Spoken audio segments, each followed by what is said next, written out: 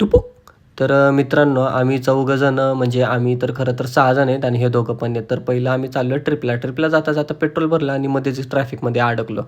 जसं ट्रॅफिकमधनं बाहेर निघालो, हे दोघं नाचायला लागले. कोणतं गाणं ऐकत होते माहीत नाही. आणि नाचता-नाचता नंतर आहे ना मुतायला लागले. म्हणून मी मुताय थांबले आणि जसं पुढे गेलो एवढा तो नाद व्ह्यू होता ना, तो व्ह्यू बघत-बघत पोहोचलो आम्ही सयाजी हॉटेलमध्ये आणि सयाजी हॉटेलच्या आतमध्ये गेलो की तिथनं आहे ना तुम्हाला सिंहगड पण दिसत होता.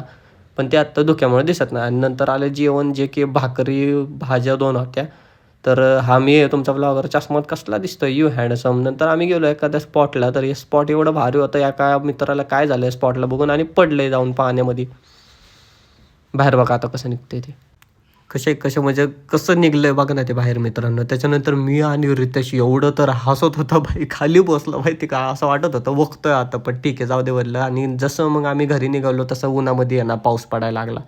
एवढं तरनाद वातावरण झालं ना त्या पावसामध्ये आहे ना आम्हाला रेनबो पण बघायला भेटला.